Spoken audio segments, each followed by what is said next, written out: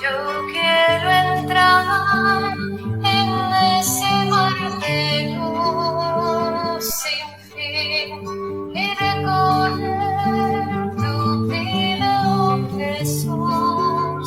Inicio a fin, quiero cumplir todo mi ser, mi voluntad y mi querer en esa luz que conocerás tú.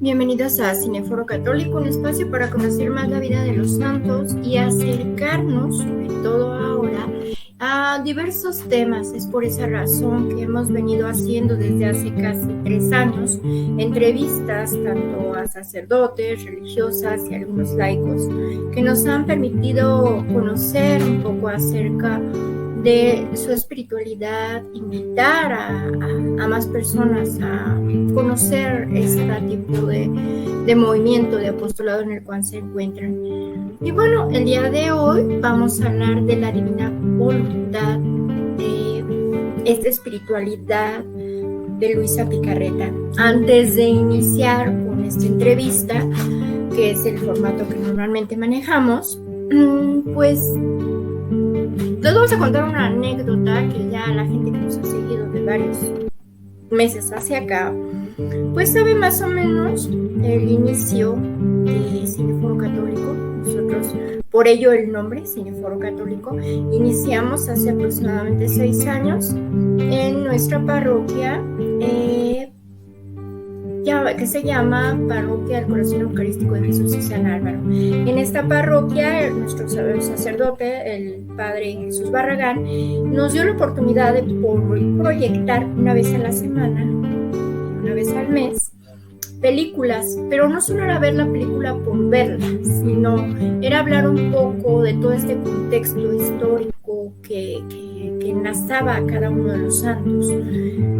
Pero cuando iniciamos este proyecto, cuando empezamos a pensarlo, a dilucidarlo entre Alejandro y yo, acudíamos también a otra parroquia muy cercana a nosotros, a la parroquia de Mercedita de las Huertas, ubicada enfrente del Colegio Militar, y ahí conocimos unos chicos que también hacían este tipo de exhibiciones de películas, y eso nos fue impulsando a hacer este proyecto ya realidad. Y resulta que estos chicos pertenecían a la Divina Voluntad. Y ahí fue donde conocimos la vida de Luisa Picarreta, dado que una de las proyecciones que ellos plantearon era precisamente la de Luisa Picarreta. Y pues ahora sí que diosidencia nos ha llevado de nueva cuenta a encontrarnos con ella. Ahora sí que es una diosidencia, porque ahora vamos a explicar también esa situación. Bueno, tenemos un colaborador peruano que se llama Marcos Nodre. Él nos ha hecho varios contactos de algunos sacerdotes, religiosas y laicos, tanto peruanos como mexicanos, y fue el enlace que nos llevó a platicar hoy con Silvia Aurora del Movimiento de la Divina Voluntad. Precisamente Marcos nos compartió esta información y pues yo me puse en contacto con ella, quien amablemente nos aceptó, y por eso es que esta noche estamos en vivo para platicar acerca de la Divina Voluntad y de Luisa Picarreta. Antes de irnos con Aurora para esta entrevista, pues vamos a realizar nuestra oración. En el nombre del Padre, del Hijo y del Espíritu Santo. Amén.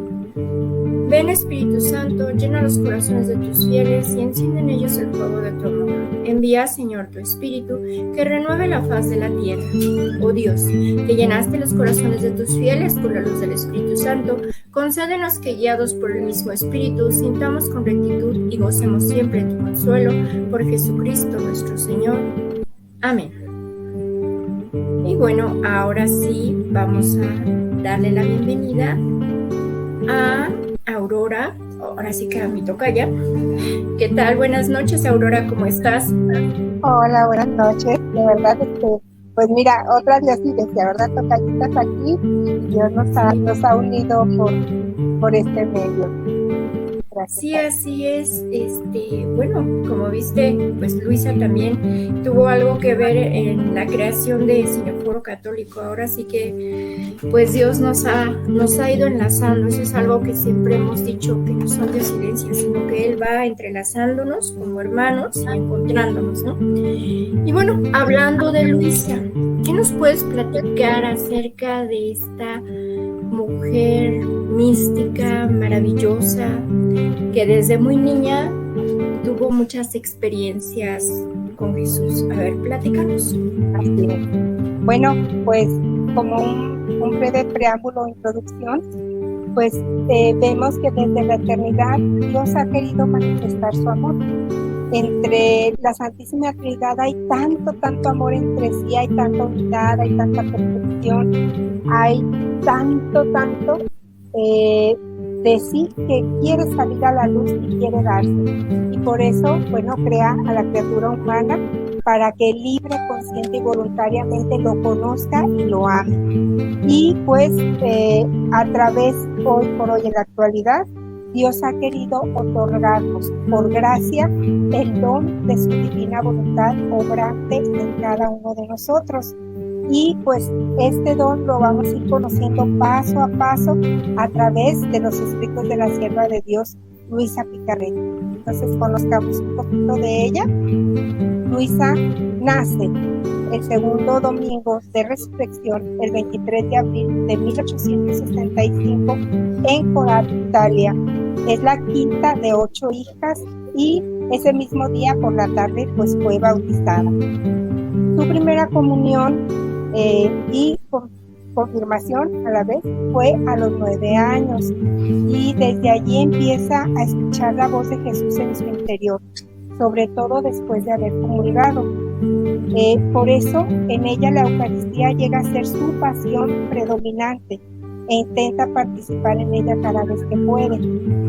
Ella era una niña tímida porque desde chiquita ella pues tenía mucho miedo,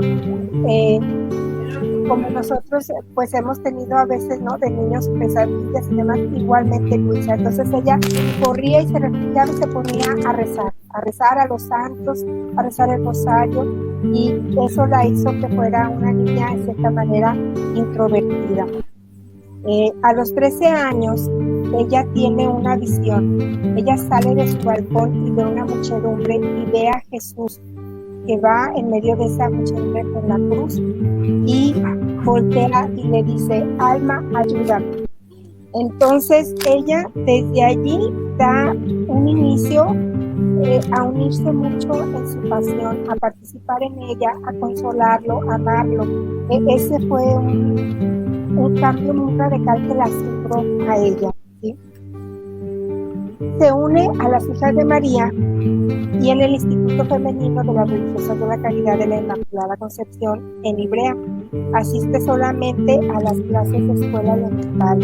Entonces Luisa no tuvo mayores estudios, nada más los primeros grados, y pues ella sigue a partir de esos 9 años en una unión muy grande con nuestro Señor Jesucristo, donde escucha pues esa voz interior. A los 17 años, Luisa se manifiesta un estado en ella de sufrimiento que le hacía perder los sentidos y entraba en un estado de petrificación, es decir, como si estuviera muerta, ¿no? Aquí empezó, bueno, pues a llamar la atención de toda su familia, si estaba enferma, si padecía algo, y pues en este estado de petrificación, durante el cual tiene esas visiones con Jesús, la escoge, le pide que si quiere ella padecerse de sus sufrimientos, y ella dice que sí. Jesús nos respeta nuestra libertad, es amorosísimo, Él no quiere nada obligado, por eso la invita 3 veces, le llama hasta ese estado de víctima para salvar a ella, dice que sí. Entonces estos estados empiezan a suceder frecuentemente, este estado así como de petrificación. Y bueno, empiezan a ver, bueno, llamamos a doctores, ¿qué hacemos? A darle la medicina. Y pues cuando ya veían que nada se podía hacer, entonces llamaron a un sacerdote. El primer sacerdote fue el padre Cosma Loiste. Es italiana, así que no sé pronunciar muy bien. Pero bueno, él la asigna en la frente y en ese momento vuelve en sí. Esto pues más o menos empieza a ocurrir y este malestar se empieza a suceder, intensificándose más o menos en 4 años. Una vez hasta dijeron los papás, bueno, es que a lo mejor la ciudad le hace daño, ¿verdad? Vamos a llevarla al campo.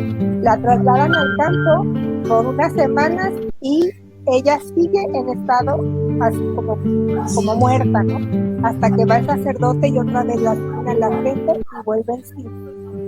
Entonces, a través de todos estos sucesos, la mamá se dirige con el arzobispo de Trani, el monseñor Giuseppe Bianchi, y él dispone al sacerdote don Michel de Benedictis que asista a Luisa, y a partir de 1886 asume ese cuidado espiritual de modo definitivo.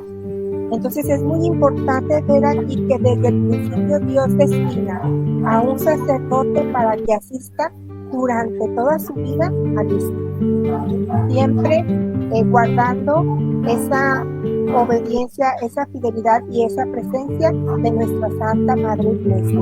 Entonces ella, podemos decir, pues no se maneja sola, ahí Dios quiere que esté a la vista o a la obediencia desde un superior.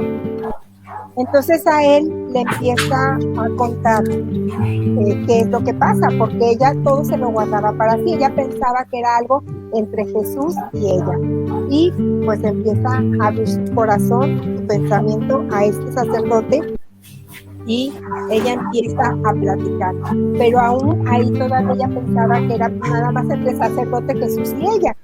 Y en ese momento, pues, el padre le dice, o le llama a la obediencia.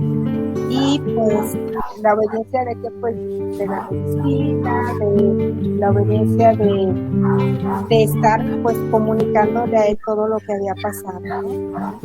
Luisa, bueno, acepta quedarse postrada completamente en cama. Jesús le pide ofrecerse en ese estado como víctima, y ella pensaba que pues nada más iban a ser 40 días, porque en ese momento pues había una guerra en África, y ella pensaba, bueno, con ese estado de víctima iba a implorar la paz para África. Pero Jesús después le revela que ese sacrificio va a ser continuo y por el resto de su vida. Entonces Luisita queda por 60 años en camita. Ella nunca se llegó, ella no tuvo ninguna enfermedad hasta el final de su vida, de una fuerte neumonía que fue cuando falleció. Y pues esto fue algo también sobrenatural, ¿no? Sí, a ver, hablando de ello, digamos que ella es lo que le llaman alma víctima, ¿no? Así es. Alma víctima, ella se presta por la salvación del resto de la humanidad a vivir de esta pasión de Jesús, ¿no? Así es. Y no solo eso, sino que al mismo tiempo, o sea, cuando queda en ese estado de petrificación, Jesús literalmente saca su alma de su cuerpo y la lleva a vivir junto con él todo lo que ella plasma en sus escritos. Entonces se puede decir que ella muere literalmente cada noche para vivir las enseñanzas de nuestro Señor Jesús y regresar a la tierra a escribir. Entonces este es el estado que ella le llama mi estado actual. Por eso muchas veces en los escritos vamos a ver, continuando en mi estado actual, que era ese, ¿no? Y empieza a escribir. Bueno, ella recibe, ella recibe 3 desposorios místicos. ¿Sí? Eso es algo explícanos primero qué es un desposorio místico. Ok, es una boda. Ese es un desposorio, ¿no? Ella se casa con nuestro Señor Jesús. Es una boda mística, es una unión más allá, donde ella entrega todo de sí a Jesús, ¿sí? Todo su cuerpo, su alma, todo a Jesús. Y este es un estado de unión muy hermosa entre la voluntad humana y la voluntad divina. ¿Para qué? Para que Jesús haga lo que Él quiera, lo que Él disponga para ella. Y ahí empieza toda su vida, ¿no? En unión con nuestro Señor Jesús. Entonces, el primer también, a ver, platícanos también, bueno, ahorita que empieces con el desposorio místico, el primero, el segundo y el tercero, también cuando concluyas esa parte, nos gustaría que nos platicaras acerca de cuál fue su alimento de ella durante todos estos años. Sí, cierto, muy bien. Ella, sí, cierto, desde pequeñita, cuando empieza con este estado de sufrimiento, ella no toleraba los alimentos. Entonces, ella los devolvía, y los devolvía completitos y aparte con un olor agradable, una fragancia agradable. Entonces, ella sufría mucho. Ese fue el primer estado de obediencia. Pues ella sufría, pero no lo evitaba, ¿sí? Le decía al confesor, es que tienes que comer, y decía, pues dame la obediencia mejor de no comer, porque le estoy devolviendo todo, y ella también se alimentó con solamente la Eucaristía, ¿sí? Entonces este también es otro de los estados de sufrimiento que tuvo ella. El otro de los estados de sufrimiento pues fue 3 años más o menos en batalla con los demonios, y Jesús le dijo, yo voy a estar contigo, porque como de chiquitita tenía tanto pavor. Entonces ella le preguntaba, bueno, ¿y por qué desde chiquita permitiste que yo tuviera tanto miedo? Dice, bueno, pues para elevarte más y precisamente para que venzas a los demonios, pero no lo vas a hacer tú, lo voy a hacer yo en ti. Y entonces empiezan 3 años más o menos dura esta batalla, y ella logra vencerlos, y dice que ella los veía después así chiquitos, ¿no? Como aspirines, ya les perdió el miedo. ¿Por qué? Porque al demonio, pues el poder es el que le damos nosotros, ¿no? Sabemos que si nosotros estamos con Jesús, ¿quién contra nosotros? ¿Quién contra Él? ¿Quién contra nosotros? Nadie, ¿no? Ni ellos ya están vencidos. Así que, pues bueno, esta batalla la logra vencer Luisita también. Sí. Ok, entonces vamos a los desposorios. Okay. El primer desposorio fue el 21 de octubre de 1888. Allí vive ese primer desposorio con Jesús, con la presencia de la Santísima Virgen, María y Santa Catalina de Siena. El segundo desposorio fue el 7 de septiembre de 1890, víspera de la Natividad de María, y en la presencia de la Santísima Trinidad en el cielo. Este desposorio fue en el cielo, allí junto a la Santísima Trinidad, y como regalo recibe sensiblemente la inhabitación de las 3 divinas personas en su alma. Entonces Luisita siente esa habitación de la Santísima Trinidad en su alma. Qué belleza, ¿verdad? Y fue en el cielo. Vale la pena pues que leamos esta biografía, que la podemos encontrar en el volumen 1, y también la podemos encontrar como biografía autorizada en el libro del Sol de tu Voluntad, de la editorial del Vaticano. Es el primer libro de una biografía escrita por autorizada y publicada por la editorial del Vaticano. Eso también es muy hermoso, ¿no? Conocerlo. Y el tercer desposorio fue en la fiesta de la exaltación de la cruz de 1894 más o menos, o 1895. Este desposorio místico de la cruz será en los lugares de la pasión de Jerusalén. En esta ocasión recibe los estigmas en forma invisible, profunda conciencia de sus pecados, aparte de los estigmas, y siente un dolor por ellos. Entonces Jesús la conduce con continuas purificaciones por el largo recorrido de una progresiva uniformidad, es decir, poco a poco la va uniformando toda ella, la va conformando todo a él y consuma en ella la humanidad de Cristo. Esto es muy hermoso. Vemos, por ejemplo, el Padre Pío, él recibe sus estigmas visibles, los conocemos. Luisa no quiso que se le dieran, ella los recibe en el interior, pero el dolor, pues es real, el dolor es real, y ahí es donde se une completamente a su pasión. Sí, hablando de este sentido que nos platicas de los estigmas, pues me imagino que ella ha de haber escrito esta experiencia que vivía. No sé, hay algunos santos que esta estigmatización solo se manifiesta los días viernes. Ajá. Hay algunos otros que solo es en Semana Santa o específicamente el Viernes Santo. En el caso de Luisa, no sé si conozcas, pues si estos dolores que le generaban los estigmas, que a pesar de que no eran visibles, estos eran frecuentes o cada cuándo ocurrían. Sí eran frecuentes, sí eran, que se puede decir, muy recurrentes, y a veces Jesús se los quitaba.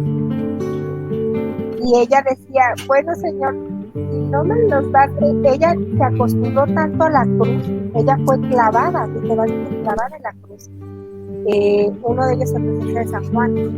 Entonces ella decía, Señor, cuando se los quitaba, ella ya estaba tan habituada a sufrir y a padecer, que decía, bueno, si ya no te sigo para nada, pues mejor llévame al cielo, ya me voy contigo, ¿no?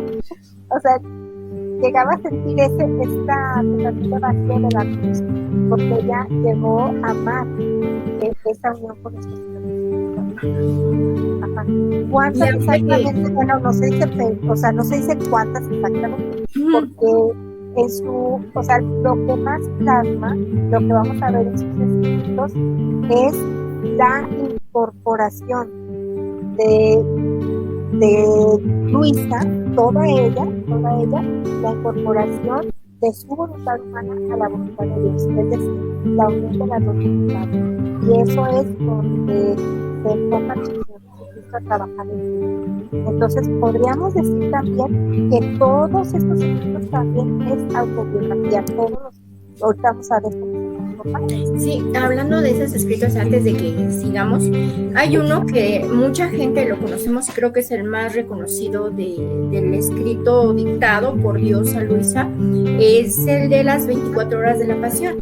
De hecho, hay una anécdota que espero que nos la cuentes, de cuando ella ve a Jesús pasando por su balcón, y sufriendo ya parte de esta pasión y muerte. Es lo que le llama a ella los giros, ¿no? Que la traslada a Dios a diferentes momentos. Eso ya lo comenté a los 13 años, tiene esa visión que tú comentas. Acá más atrásito, aquí está. Sí, pero la segunda imagen, ahí a los 13 años sale al balcón y ve a Jesús. Sí, ahí va todavía ahí. No recibe ya la obediencia, sino de escribir, sino hasta 1898 con el padre Genaro. Ahí él le da la obligación, se puede decir, de escribir, y ahí empieza ella a escribir su autobiografía, que es el primer volumen, desde los 9 años. Entonces para ella era muy doloroso escribir todo esto, porque ella pensaba que él iba a quedar nada más entre el sacerdote, entre Jesús y ella, pero cuando el padre Genaro, cuando lo asignan como su asesor, se puede decir, entonces le dice, ¿sabes qué? Tienes que escribir todo lo que pasa con Jesús. Y ella era dolorosísimo, y muchas veces vamos a ver poro digestivo. Y esta es una de las bellezas de las almas místicas, de las almas que logran una mayor unión con Jesús, la humildad. Ellas no quieren figurar, ellas no quieren sobresalir, ellas no quieren existir, ellas quieren guardarse, recogerse en esa unión con Dios a la que son llamadas, ¿no? La cual es llamada. Entonces, bueno, pues empieza así. Ella a los 17 años. Y allí el primer precisamente nace de estos escritos, primeramente nace este libro que tú mencionas de El reloj de las horas de la pasión. Fue hasta 1911, donde inicia ya con la relación del padre Aníbal. Empieza ella ya con este asesor y él empieza a compilar esos escritos y le da el Vigilobstat y el Intimatum en 1915. Entonces todavía cuando Luisa está viva empieza a difundirse este reloj de las horas de la pasión. ¿Cuál es la diferencia de este libro donde se narra la pasión de Jesucristo de sus 24 últimas horas?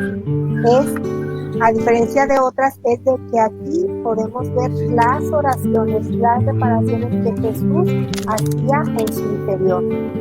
Él nos dice en este reloj que él no miraba lo que hacían los verdugos, sino todo el bien que iba a sacar por medio de su redención y por medio de todo este sentimiento.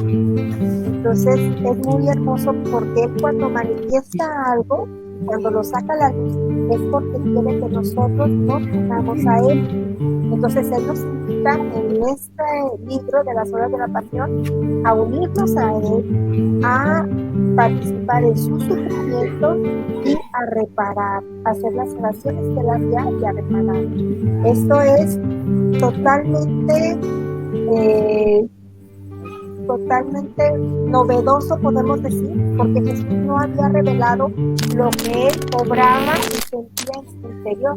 Veíamos las manifestaciones de toda su pasión, ¿verdad? En su ad extra, que es el exterior de todo lo que pasó y vivió en todas estas 24 horas. Pero lo que él sentía, lo que él pensaba, lo que él obraba en su interior, no lo conocía. Hasta ahora, por medio de Luisa, se nos fue revelado. Y pues bueno, vemos que el padre Aníbal fue santo. Entonces, bueno, seguimos. En 1926, el arzobispo de Triani, el señor Vicente María Leo, nombra precisamente al padre Aníbal censor eclesiástico, que es el que da el Vigilobstat y el Intimatum a este libro de las horas de la pasión y a los primeros 19 volúmenes del libro del cielo. Los demás ya no, porque murió. Entonces, bueno, así pasó. Ella, Lucita, muere el 4 de marzo de 1947. Muere sin la rigidez cadavérica. Es decir, curiosamente, durante 60 años, ella pues padece esa rigidez, ¿no? Ese estado de petrificación, donde pues Jesús y ella se unen para trabajar juntos en estos que es lo que Jesús quiere dar a conocer, que vamos a ver más adelante.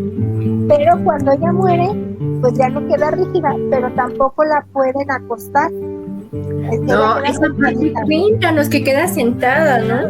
Sí, ella queda sentadita, pero si la tocaban parecía como si estuviera dormidita, ¿sí? O sea, era movible, digamos. Así es, pero no la pudieron acostar. Entonces tuvieron que hacer una caja, le hicieron de cristal, ¿verdad? Y pues fue un día de fiesta para todo el Corato, le llamaban la gente Virgen la Santa, y muere en ese estado.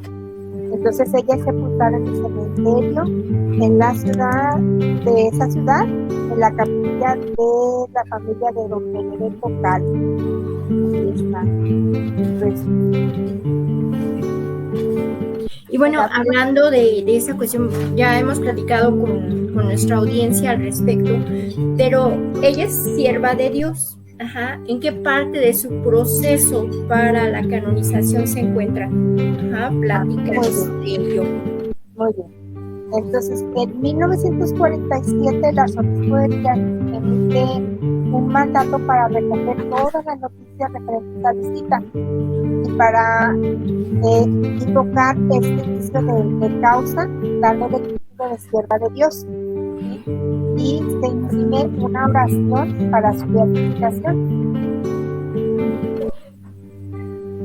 Y pues vemos por ahí si tienes, aquí vemos la carta, este es todo un proceso, o sea, ya como sierva de Dios para la autorización.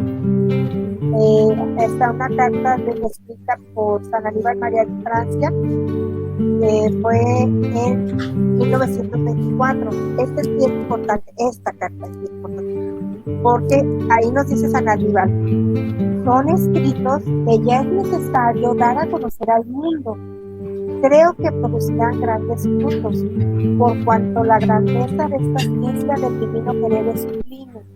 Igualmente, estos escritos dictados celestialmente nos presentan clara y vívida, pero al parecer ninguna inteligencia humana había podido crearla.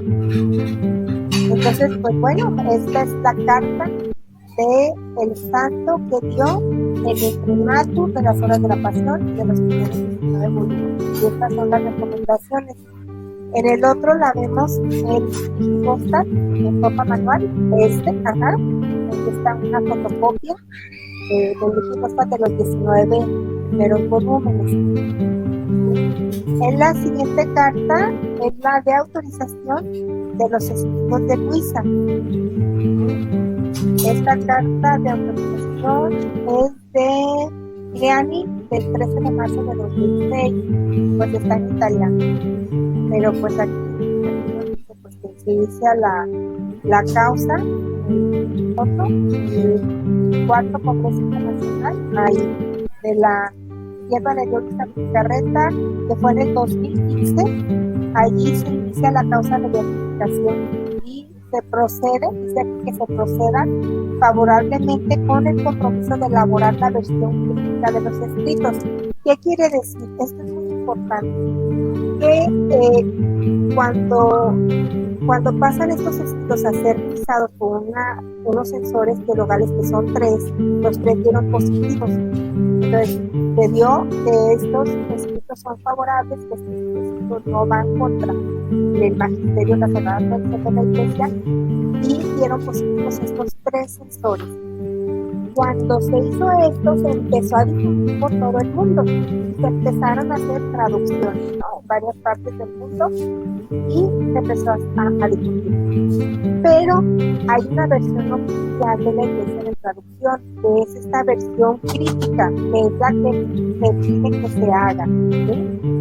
Entonces, se avisa el abril 26 de 2015 que hay una causa positiva para que la sierva de Dios entre a ser beatificada con todos sus escritos y que se elabore esa versión crítica, que es la versión oficial de la Iglesia, la versión traducida oficialmente. ¿Qué quiere decir? Que ahorita no tenemos una traducción crítica oficial, pero que sí están esos documentos revisados, avalados por censores teologales, ¿sí?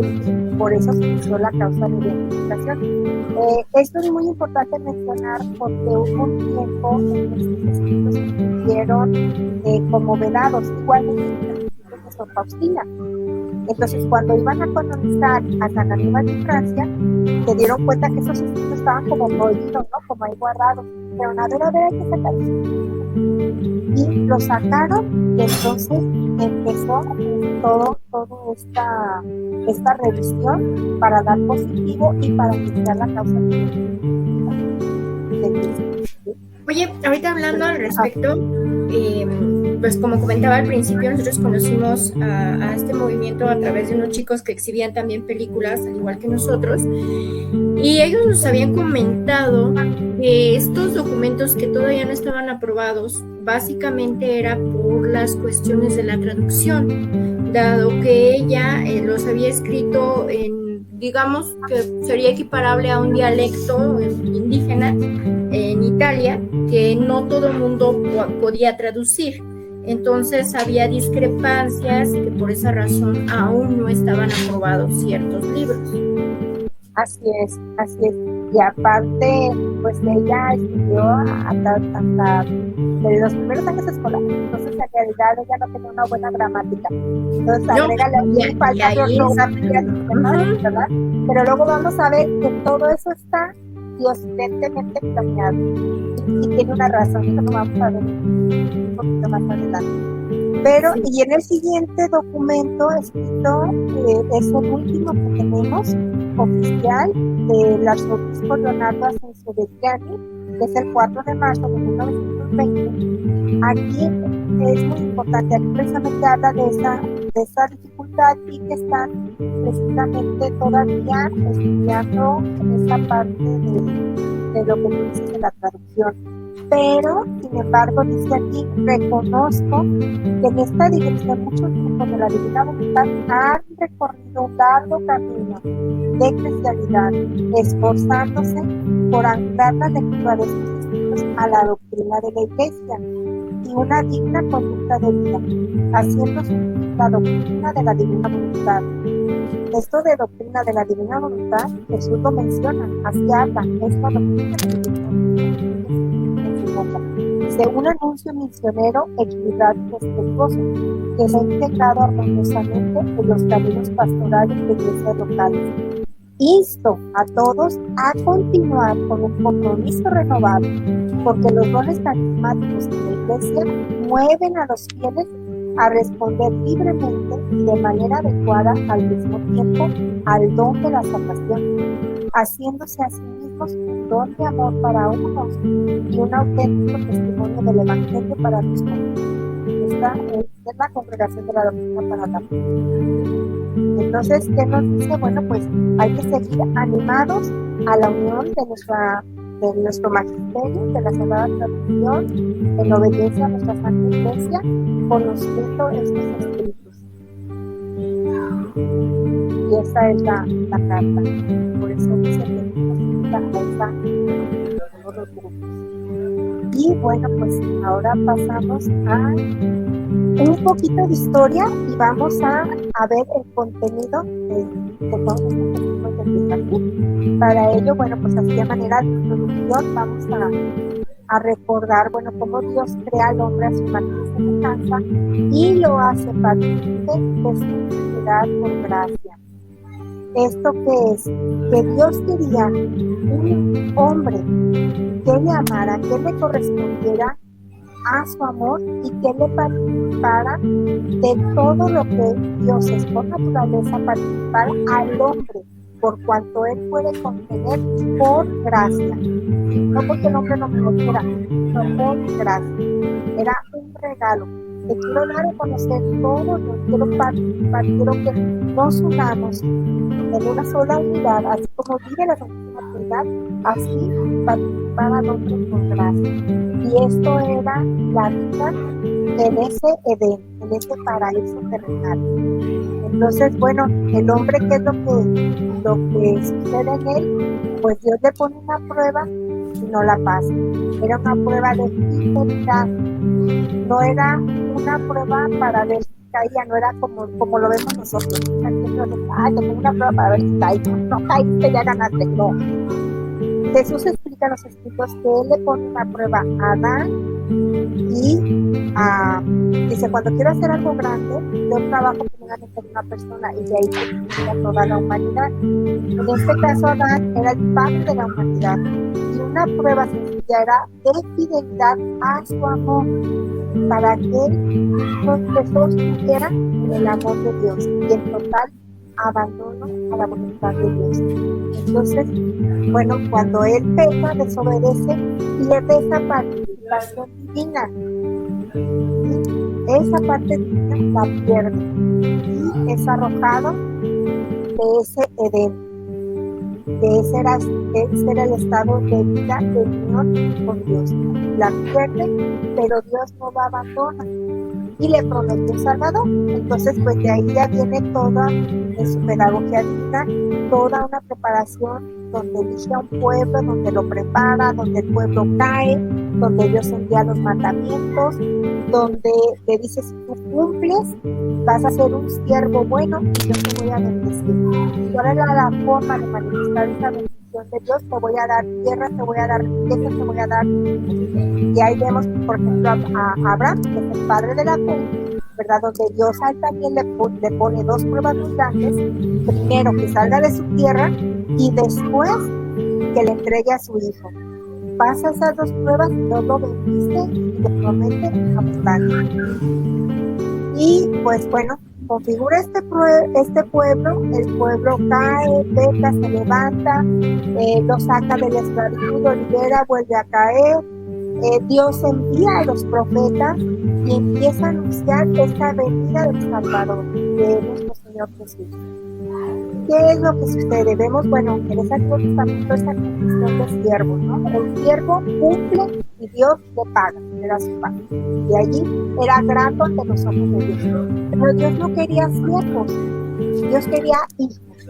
Entonces envía a Jesús a restaurar esta comunicación que perdió Adán y a rescatarlo, a liberarlo de ese pecado y ofrecerle las ayudas divinas que son los sacramentos para llevarlo a la condición de hijo, ya no siervo, sino hijo adoptivo, donde él manifestaba sus gracias a través de esos sacramentos, la instauración de su iglesia para dejarlos allí resguardados, y también dejó plantada esa semilla del reino, porque es un decreto divino que él tenía que reinar, que él iba a venir a reinar como lo está haciendo en el cielo, aquí también en la tierra.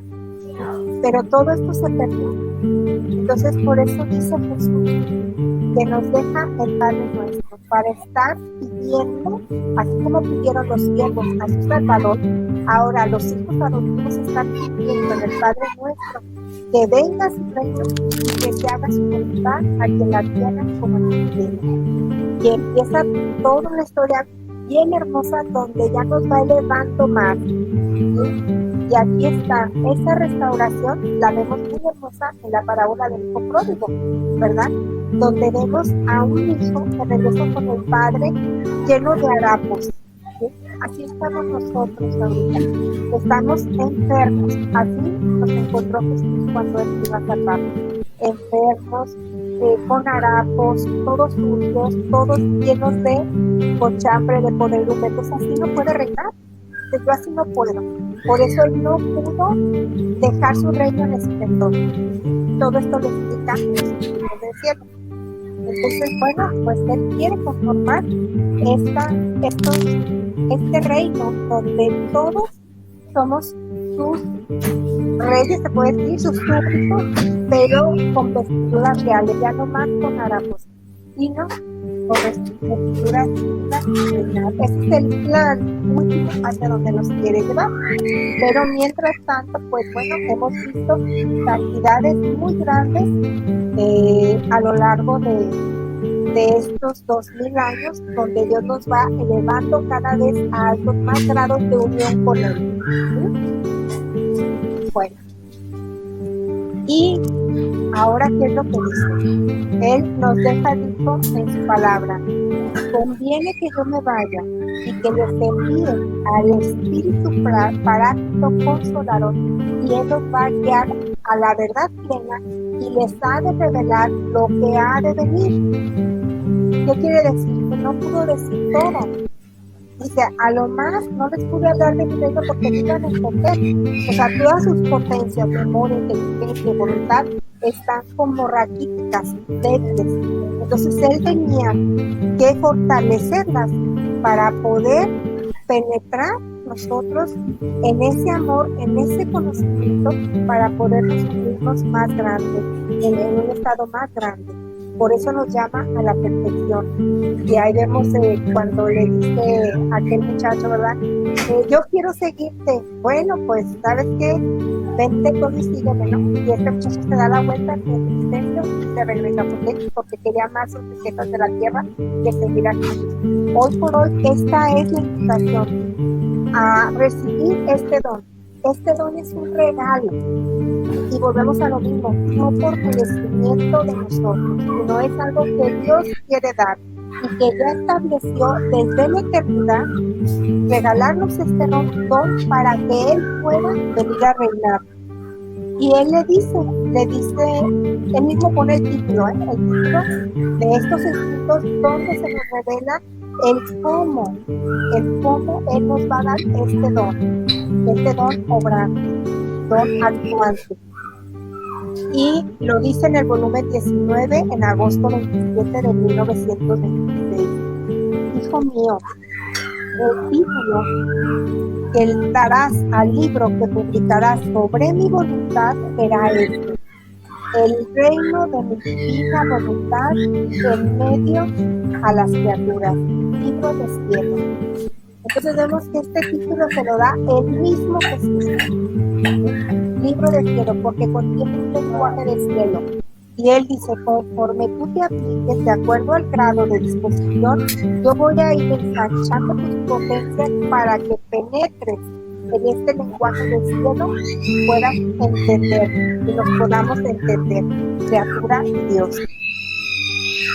Bueno, y también espera, antes de que sigamos con los escritos, sí es importante recalcarle a la gente que nos ve ahorita y que nos repulse posteriormente, que ella pues tenía una educación básica. Entonces todo el mundo se va a preguntar, ¿pero cómo escribió tanto? Porque era un don que Dios le dio, ¿no? El que Dios le dictaba, y su mano, a pesar de que no tenía mucho movimiento, pues se encargó de escribir 30 volúmenes. Eso es impresionante.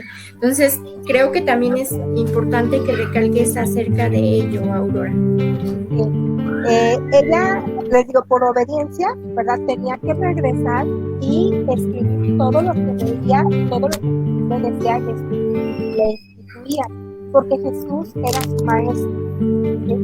Y al principio ella no sabía cuál era el objeto. Ella decía, ay, a veces llegó a pensar, ¿y para qué? Si nomás yo no voy a leer y esto se va a tirar y esto, ¿verdad? O sea, no le daba el valor. Y él, Jesús le decía, no importa tu espíritu. Y ella se negaba y se negaba. Dios decía, a ver, le revisaba, Jesús mismo le revisaba los escritos, no has escrito esto, se te ha pasado. Y ella como que se resistía, entonces quieres ir al purgatorio para que allí tú te purifiques por lo que no te dice escribir. Ay, no, entonces ya se ponía, ¿no? Entonces sufría ella mucho, como le llamaba ella la señora obediencia, ¿no? Y vamos a ver cómo se quejaba en los primeros volúmenes. Ya después, pues ya no, ya sabía que era parte de su trabajo, ¿no? De aquí en la tierra estar escribiendo. Era su pequeña secretaria. Por eso también ella quería irse de monjita. Y Jesús le dijo, no, tú vas a ser mi monjita, mi pequeña secretaria. Y tú vas a hacer toda para mí. Por eso no la quiso que fuera un convento, mucho menos casada. Ajá. Y ella bordaba y con los bordados que hacía, ella pues se mantenía. Bordaba cosas sagradas, ¿cómo se llama? Vestimentas personalidades. Entonces, bueno, pues ella de eso se mantiene. Y bueno, de los volúmenes, aquí es muy importante que nosotros conozcamos esta obra a nivel general. Ya después, si les interesa, pues sería bueno comprar los libros o bajarlos gratuitamente en PDF. Hay muchas páginas, ahí no le ponen el libro de cielo, bajan en PDF, o comprarlo para que lo tengan en físico, y hay algunos que tienen letra matante.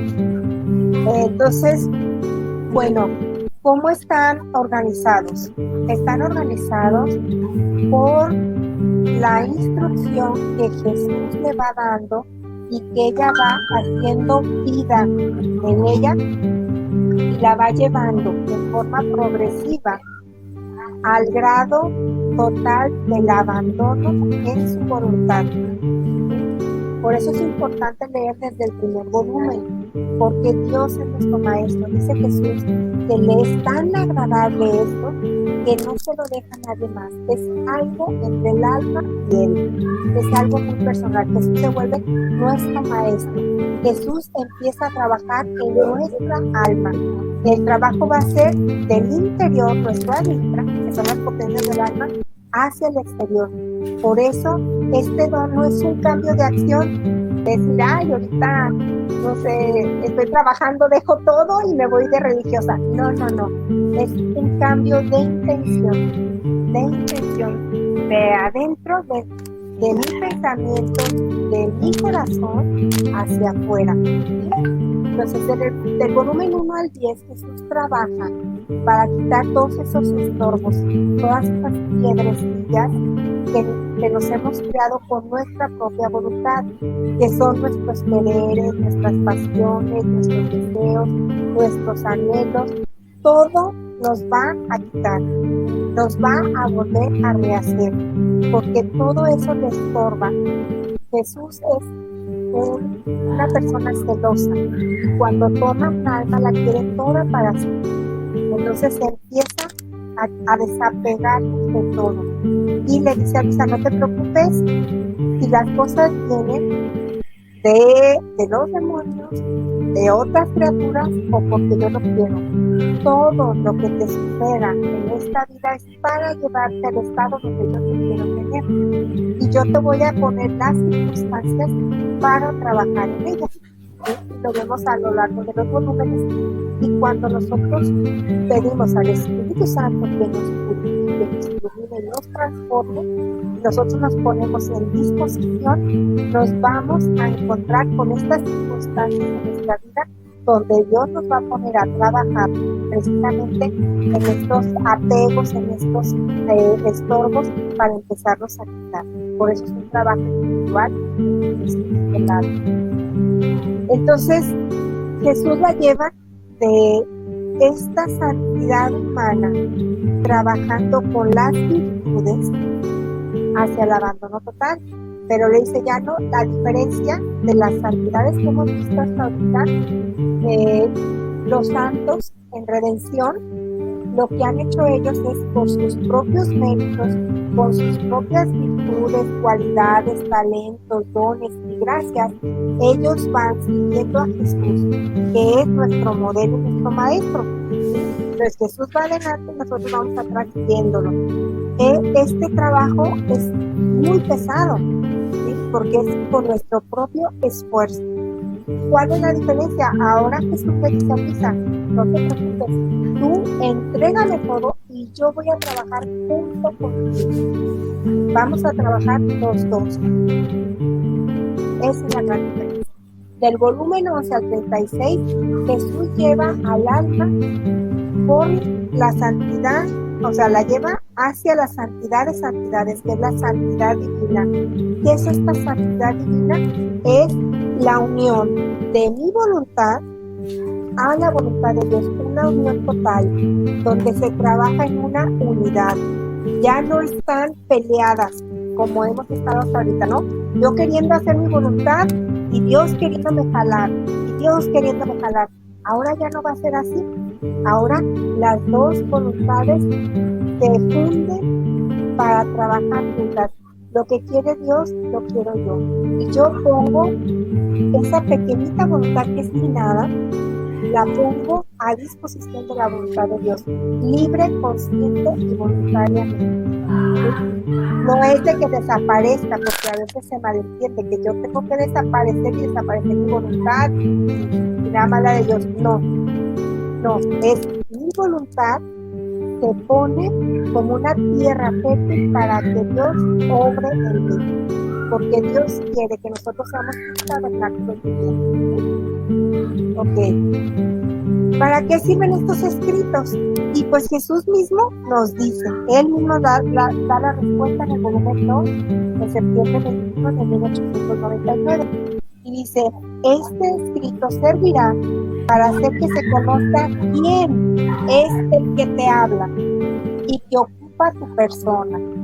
Y luego, si a ti no te sirve, o sea, si ella no se pusiera allí ahora sí las pilas, ¿no? Si a ti no te sirve mi luz, servirá a otros que leerán lo que te hago que escribas. Entonces él dice, si yo inicié mi obra de la redención con 12 apóstoles, pues acá si nada más empiezo con una persona que eres tú, pero de ahí se divide, pues yo ya, o sea, me es tan grato y lo amo tanto que con eso me doy por sentido, porque yo quiero reinar aunque sea una persona.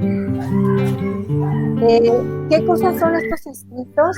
Y lo dice también en este volumen 2, en septiembre 22 de 1899. Sabe que todo lo que te hago escribir, o sobre las virtudes, o con algún ejemplo, no es más que hacer que te pintes tu retrato y la perfección a la que he hecho llegar tu alma. Entonces ella es cabeza de misión, ella es modelo de nosotros para partir. Ella nace con pecado original, ella es bautizada y se libra de ese pecado original. Ella pasa por una confesión del dolor de sus pecados por esa santidad en redención, donde ella empieza a obedecer, que es lo que más le cuesta, ¿verdad? Esa obediencia que también a nosotros nos cuesta, para elevarnos más. Y pues vemos que hay errores en estos escritos de Luisa. Jesús mismo contesta, hija mía, también los errores servirán para que se conozca que no hay ningún artificio por tu parte, ni que tú eres una persona instruida, porque si lo fueras, tú misma te habrías dado cuenta dónde te equivocabas, y eso también hará que resplandezca más que soy yo el que te habla, viendo la cosa con sencillez. Pero te aseguro que no encontrarán sombra de vicio, ni nada que no indique virtud, porque mientras tú escribes, yo mismo te estoy llevando de la mano. Todo lo más podrán hallar algún error a primera vista, pero si lo consideran bien, encontrarán la verdad.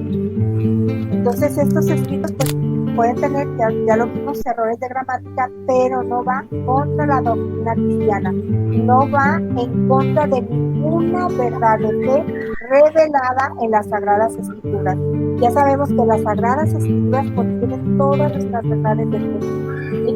Entonces, estas verdades ya están ahí, ya están expuestas. Entonces, ¿qué es esto? Es una doctrina de la divina voluntad donde manifiesta sus verdades de cómo ha de venir a reinar, ¿sí? Cómo se va a establecer este reino que hemos pedido en el Padre Nuestro. Y bueno, pues Jesús ama tanto estos escritos que dice Luisa que veía a Jesús en su interior, que tenía todos los volúmenes escritos ahí. Y uno por uno los tomaba en sus manos, los miraba con tanta ternura amorosa, como si le quisiera estallar el corazón. Y conforme los tomaba, los ponía todos ordenados en su corazón santísimo. Y dice Luisa que ella quedó maravillada de ver con cuánto amor amaba esos escritos y con cuánto suelo los encerraba en su corazón para custodiarlos. Y al ver esa admiración, Jesús le ha dicho, y esto en el volumen 23, en enero 8 de 1900. Hija mía, si tú supieras cuánto amo estos escritos, ellos me cuestan más que la misma creación y redención. Cuánto amor y trabajo he puesto en estos escritos. Me cuestan mucho. Tienen dentro todo el valor de mi voluntad.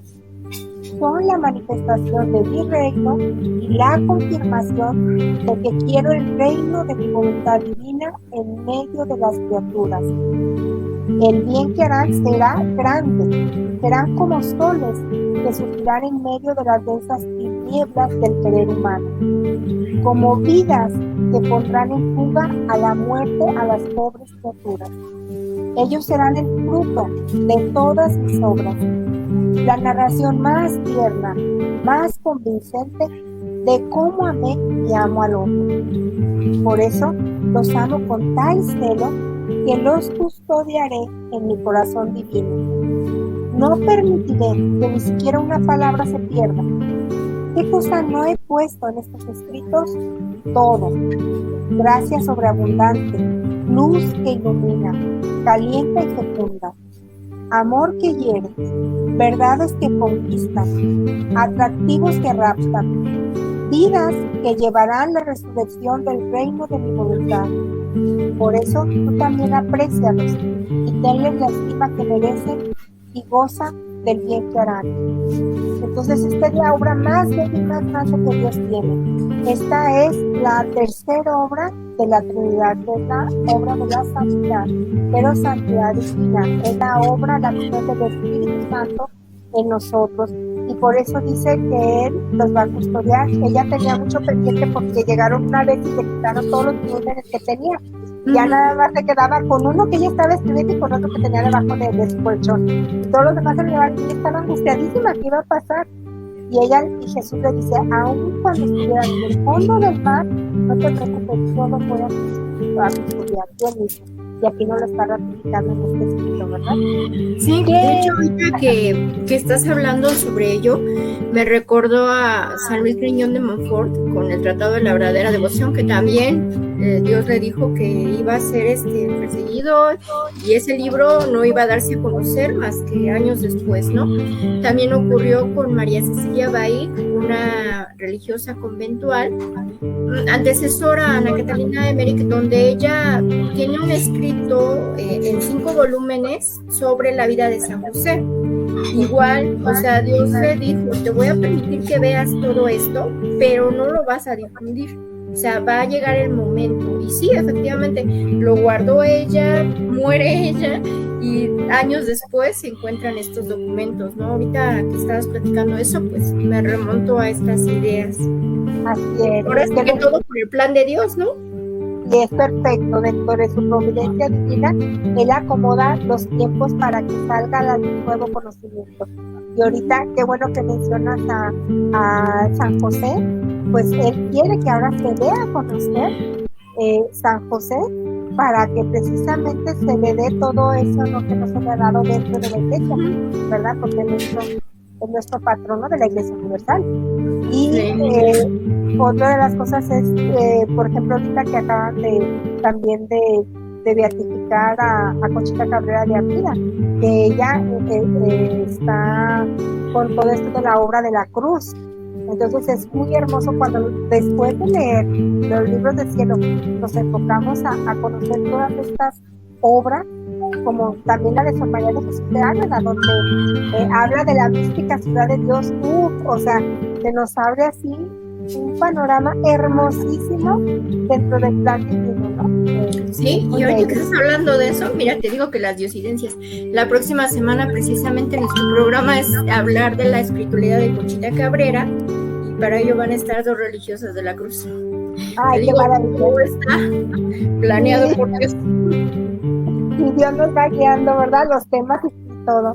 Qué maravilla, qué belleza. Así, tan bello, tan amoroso. Bueno, entonces vemos la finalidad, ¿no? Desde que Jesús, cuando nos habla algo, ese bien lo da hacia toda la humanidad. Lo trabaja primero una persona, ya vimos, ¿no? Con Sor María Baig, con esta Sor María de Jesús de Ágreda, con esta Sor Faustina, con Conchita Cabrera y con Luisa. Pero ese bien es universal. ¿Para quién? Para quien lo quiera coger, quien lo quiera tomar y quien lo quiera aprovechar. Pero esta, se puede decir que es la corona de todas las demás santidades. Esta es la forma como después de esta purificación, porque estamos viviendo tiempos de purificación, es cómo va a reinar en nosotros. Y desde ahorita Él quiere ya, o sea, si vemos nosotros las tempestades, Él lo explica, ¿no? En el libro del cielo, esas tempestades, esos mares, pues es el mar del amor de Dios que se está desbordando y nos está gritando que Él quiere venir a reinar. Y dice, yo me voy a abrir mediante 2 vías.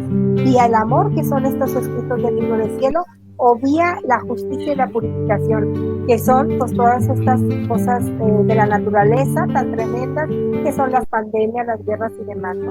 Entonces, vía su justicia o vía el amor, y cada quien va a decidir qué vía va a tomar. Bueno, entonces Jesús quiere infundir, o sea, ¿qué es lo que quiere hacer mediante este conocimiento? Quiere infundir la divinidad en el hombre, es decir, volvernos al estado original de Adán antes de pecar. ¿Se puede? Pues Jesús lo está diciendo, si le creemos, porque todo esto se mueve en la fe. Si yo le creo, si yo me aplico, si yo me dispongo, Dios me va a dar este don, primeramente en préstamo y después ya en propiedad, ¿sí? Pero pues tenemos que aplicarnos a leer mediante la lectura que el Espíritu Santo y Jesús va haciendo nuestro maestro, ¿no? Mediante su palabra. Y nos lo dice aquí en el volumen 15, en febrero 16 de 1923. Cuando yo hablo de mi voluntad para hacerla conocer a la criatura, yo quiero infundirle mi divinidad, otro yo mismo, y mi amor se desborda todo para hacerlo, y la amo a ella como a mí misma. Qué belleza, ¿verdad? Entonces Él quiere que nosotros pasemos de hijos adoptivos a hijos legítimos, donde nosotros gocemos de todos sus bienes, de todos los bienes que contiene Él y que nos quiere dar. Él no nos quiere ver más cabizbajos, enfermos, tristes, ¿sí? Él nos quiere con la realeza como reyes, aquí en pequeño, hijos del gran rey que es Él. Entonces, en el Concilio Vaticano I, se nos dice en el numeral 3015, dice, no existe otro orden de conocimiento que el hombre no puede de ningún modo alcanzar por sus propias fuerzas, el de la revelación divina. ¿Esto qué es? De que nosotros por sí mismos no podemos alcanzar este grado de santidad, definitivamente no, ¿verdad? Es el Espíritu Santo, es Jesús mediante su palabra que va a venir y nos va a transformar y a llevar a ese estado. Este estado es la santidad del querer divino, es la santidad de santidades, y nos lo dice en el volumen 13, noviembre 4 de 1921.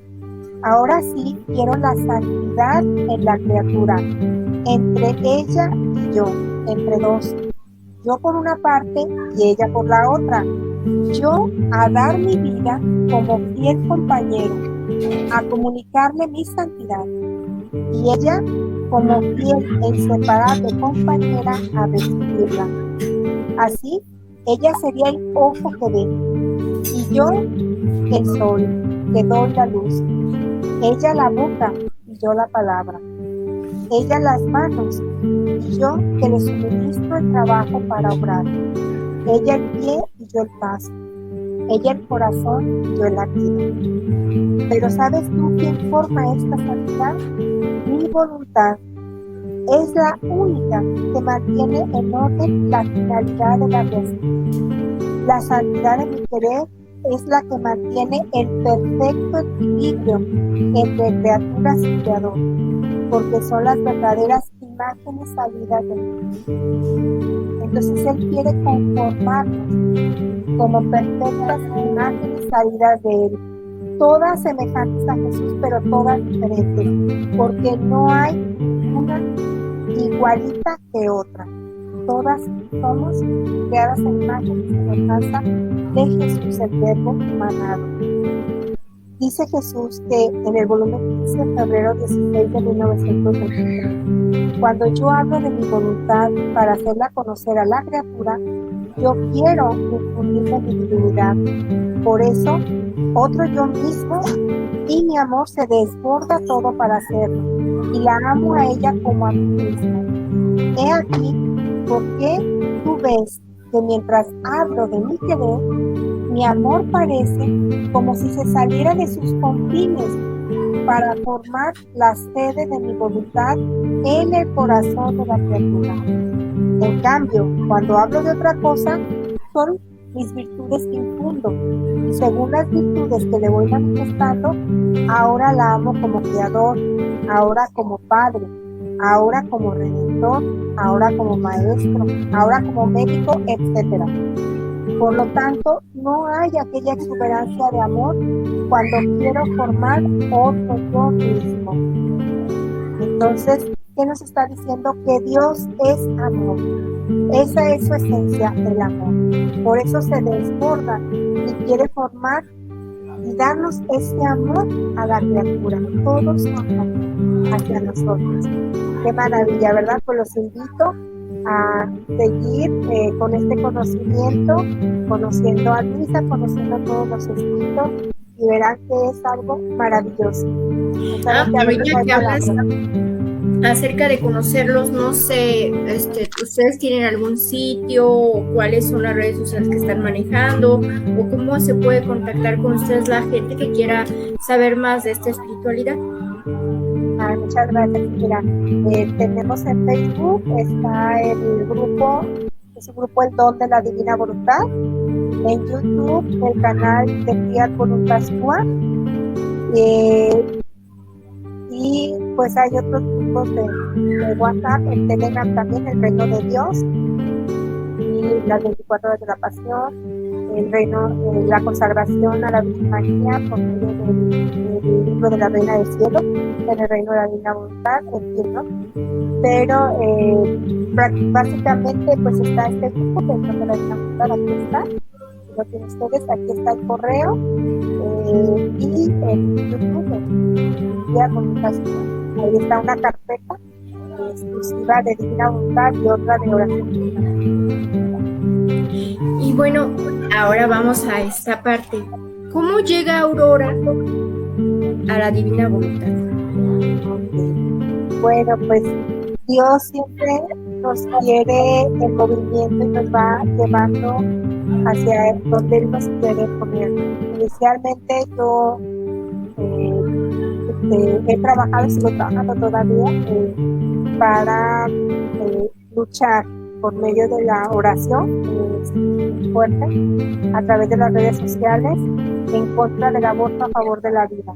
Entonces, lo que procuramos en la intención es sostener a toda esa gente que está al frente de batalla con las chicas, luchando al día a día, ¿verdad? Evitando que ellas aborten, o también en todos los grupos de organizaciones que hay de asistencia, y aquellos que van al frente directamente con las autoridades para tratar de derogar estas leyes tan horribles, ¿no? O leyes pro muerte.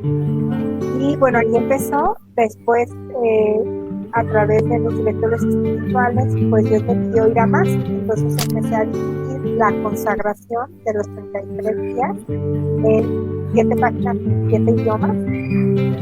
También a través de, prácticamente esa fue básicamente en Facebook y en el YouTube. Y bueno, pues ya me digo, ahora sí vas a saltar a esto. Entonces, estando yo en esto de Provida, empiezo a conocer la Divina Voluntad, pues es algo que te va enamorando, ¿no? Dios te enamora. Dice algo que yo me aprendí, la frasecita: es imposible conocerle a Dios y no amarle y no seguirle. Pues bueno, estamos tratando de seguirlo. Aquí en Guadalajara, donde yo soy, pues ya tenemos nosotros un director a nivel diocesano de la diócesis de Guadalajara, donde ya estamos trabajando como tallerista. Hemos tenido nuestro primer simposio y creo que por ahí el año que entra nos viene más trabajo. Primero Dios que pues quiere que se conozca, que se difunda esto, ¿verdad? Sí, de hecho estaba viendo que tienes como, creo que es una página web que se llama Aurora Provida, en donde haces oraciones y demás.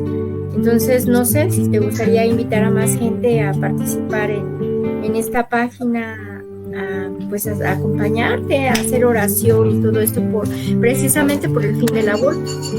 Claro que sí, hoy estamos en la campaña Unidos a 40 días por la vida a nivel internacional y mi página pública es Aurora Oración Pro Vida. Aurora en honor a la Virgen de la Aurora. Yo le entregué mis páginas a mi Madre Santísima y es la obra de ella. Y el Face personal, porque mi plata me la convirtió pública, es Aurora Castillo Medina. Entonces ahí me pueden encontrar en Facebook y también en Instagram. En Telegram más bien lo tengo por canales. No, pues híjoles, creo que después te vamos a hablar a volver a invitar para que nos hables sobre ello.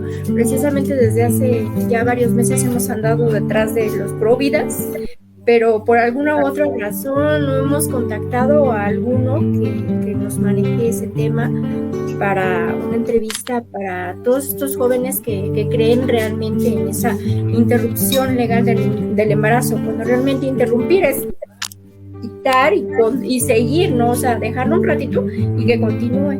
Pero esto no es interrupción, esto es un asesinato, ¿no? Sí, así es, con mucho gusto, ahorita estamos en contacto y algo que yo promuevo mucho, asistida por mis directores espirituales, es el bautismo de deseo y emergencia de todos esos bebés abortados. Son millones y millones y millones a lo largo de la historia, más que cualquier guerra. Pues hay que regalarles el cielo. ¿Cuántos? Pues los que Dios quiera. Entonces, hay una charla muy hermosa precisamente para fundamentar todo esto, porque yo sé que es un tema muy controversial, ¿no? Pero está ahí. Y bueno, mira, Cineforo Católico lo conformamos mi novio y yo. Ya tenemos un rato trabajando juntos, tanto en el proyecto de cine en la parroquia, como ahora en esta labor virtual y en estas entrevistas. Él se encarga casi siempre de hacer el cierre final de estas entrevistas. Y pues te voy a dejar unos minutos sin pantalla. Y ahorita regreso, pero regresa él.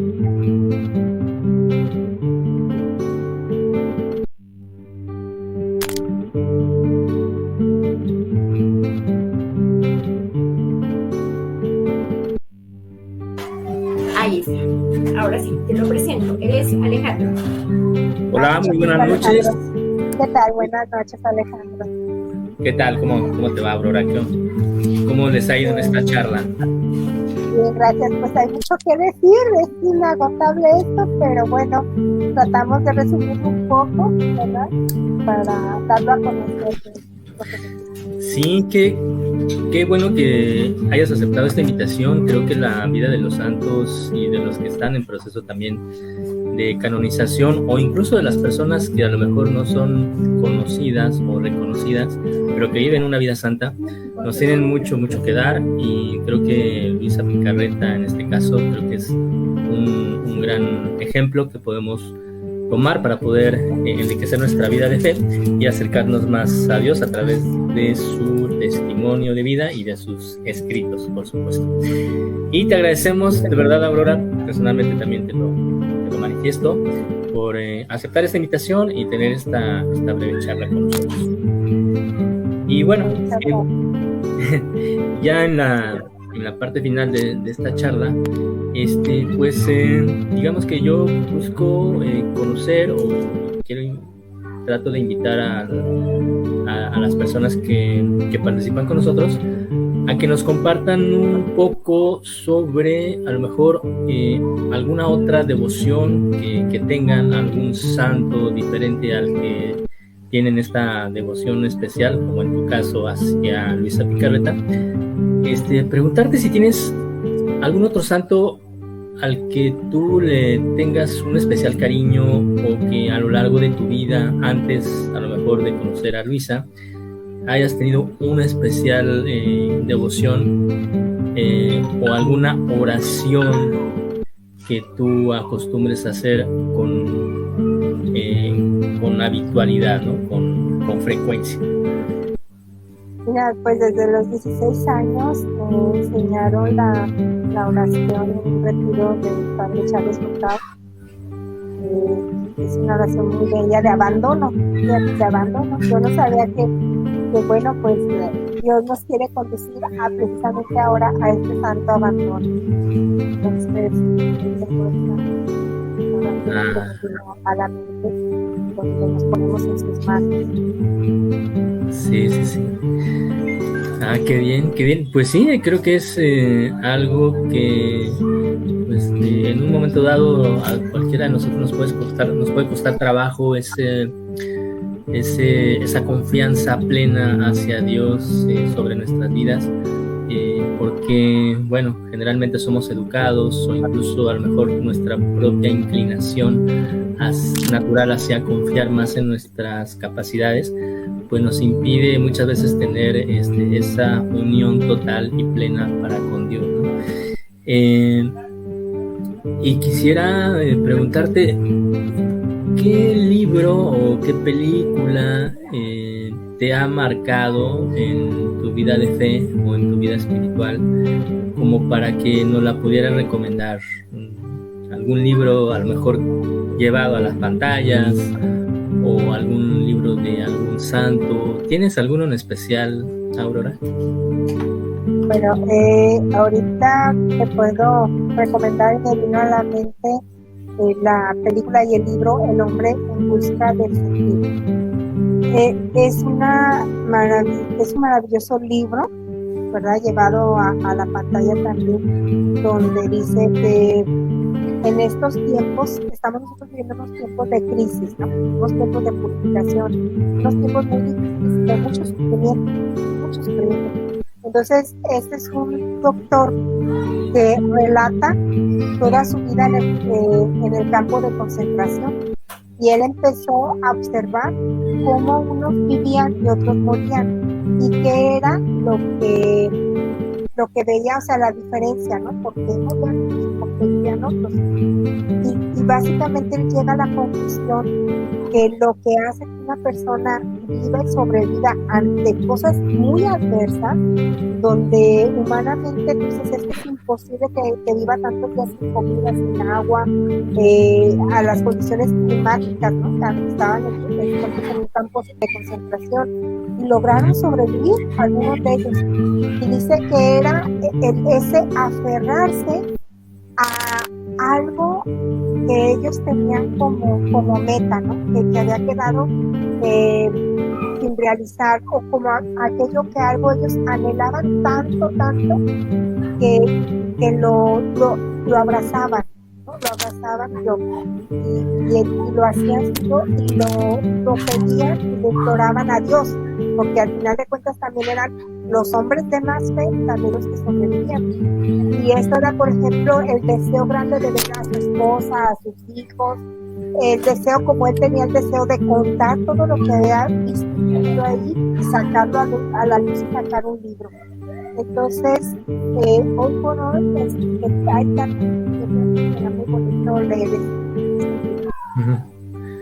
Sí, sí, sí. Sí, pues son historias que resultan súper interesantes el poder verlas plasmadas en una película, porque pues finalmente al ser seres sensoriales también, en donde nuestros sentidos son esas ventanas al mundo, pues encontramos una película también pues con gran valor, ¿no? Más cuando está basada, pues por supuesto, en estas virtudes cristianas o en estos valores cristianos. Y fíjate que, por ejemplo, a mí me encantó, bueno, no me encantó en el sentido de que la disfrutara así, sino más bien en el sentido de que pues me llevó a darme cuenta de que el sufrimiento también pues es parte de la vida humana, ¿no? Y que nuestro Señor Jesucristo lo vivió de una manera extrema, ¿no? El caso de la película de La Pasión de Mel Gibson, que es súper realista, y dices, ¡ay!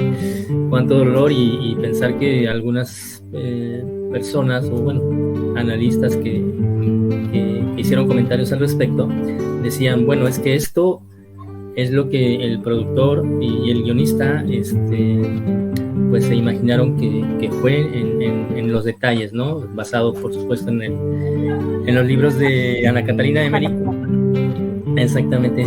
Y que pudiera haber sido muy probable que la tortura y el sufrimiento pudo haber sido mayor, y yo digo, ay, ¿cómo está eso, no? ¿Cómo puede haber una tortura mayor? Y bueno, el caso... perdón. No, dime. Es que luego me vino a la mente esta película, que iba a comentar, fíjate, y coincidimos en eso, de que definitivamente esta película, unida al libro de las 24 horas de la pasión, nos va a hacer tomar conciencia de verdad, y sobre todo el deseo de unirnos a Jesús en estas últimas 24 horas de su pasión. Porque si es terrible, o sea, es terrible lo que vivió en cuestión física, mental, ¿verdad? Fisiológica, todo lo que vivió y lo que plasman ahí, lo que narra Ana Catalina Emery. Ahora imagínate todo el dolor que sufrió en su ad intra. O sea, dolor tan grande que lo llevó a sudar sangre. O sea, ¿cómo nos vamos a dar cuenta en estas horas de la pasión y en los estudios de misa, cómo sus pasiones en realidad fueron 3? Él sufrió 3 pasiones en él. La pasión del amor por la ingratitud de toda la humanidad hacia Dios Padre es la primera pasión, la del amor. La segunda pasión es la de los judíos, que él conforma al pueblo durante 2000 años y lo va preparando para que venga su Salvador y vengan los suyos no lo recibieron. Esa es otra pasión dolorosa. Y la tercera, pues la pasión de todos nuestros pecados. Todos nuestros pecados ahí están presentes en esta pasión. Entonces, es terrible. No solamente Dios podía soportar tanto dolor. Y qué bueno que la mencionas. Sí, ya tiene, no sé cuántos años, tal vez 10, no recuerdo muy bien, pero sí fue algo que por lo menos a mí sí me dejó como impactado, ¿no? Y recordando también, por ejemplo, a San Pablo, ¿verdad? Y esa invitación a que veamos la cruz también como fortaleza, ¿no? Como tabla de salvación. No sé si la palabra es la adecuada, la exacta, perdón, pero definitivamente es una invitación que nos hacen los santos, que nos hace Dios a través de los santos y a través también de la Sagrada Escritura, para que pues aceptemos la cruz, ¿no? Aceptemos la cruz cuando deba de ser y por amor a Dios, ¿no? Y creo que en este momento de la historia del mundo, pues resulta, pues como decía también San Pablo, ¿no? Una locura, el poder aceptar el sufrimiento y amar la cruz, ¿no? Es también como escándalo, ¿no? Decía algo así, escándalo para los judíos, si no recuerdo, creo que va en ese sentido. Y bueno, pues muchísimas gracias, Aurora, por este momento en el que pudiste compartirnos tus experiencias, tu conocimiento también sobre esta devoción, sobre estas oraciones y el contenido de estos libros. Pues no me queda más que agradecerte que nos hayas acompañado en nombre pues de todos los colaboradores de Cineforo Católico y de sus integrantes. Te doy un agradecimiento y un fuerte abrazo a la distancia. Gracias, igualmente. Dios los bendiga. Dios los bendiga su labor. Gracias. Bye. Hasta luego.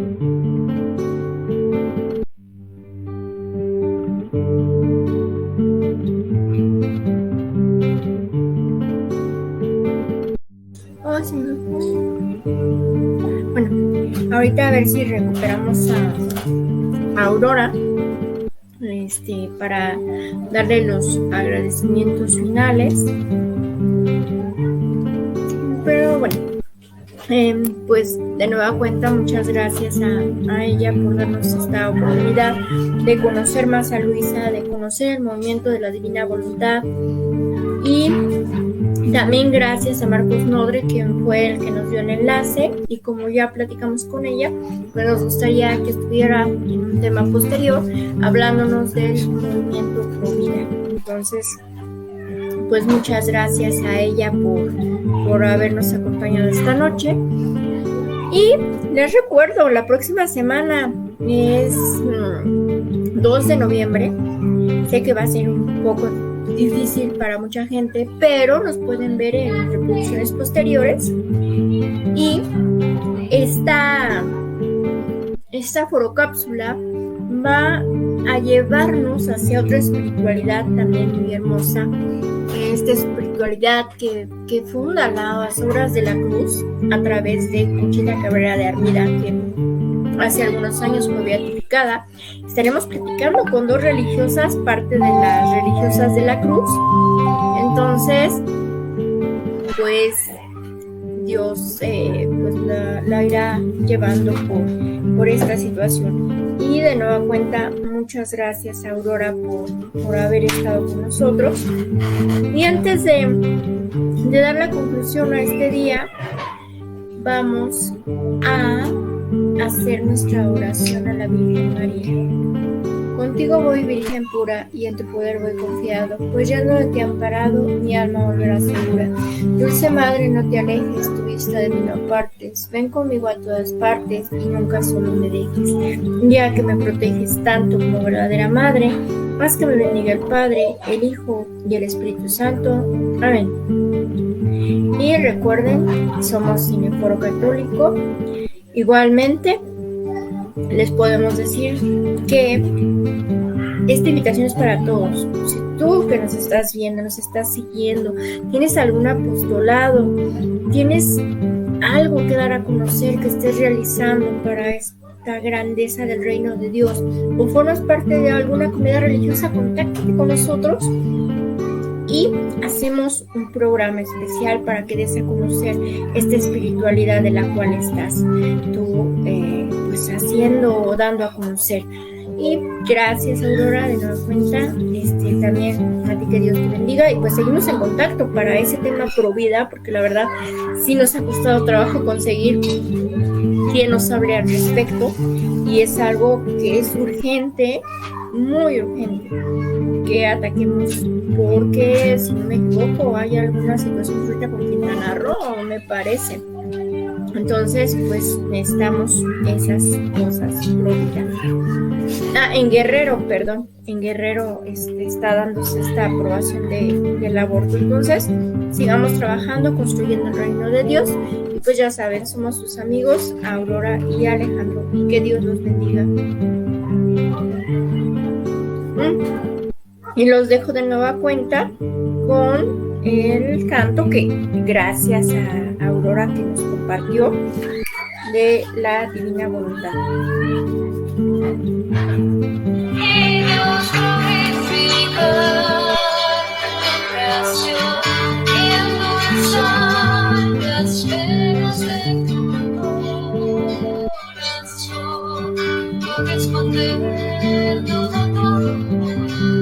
de honor y adoración, y todo aquello que nuestra madre te dio.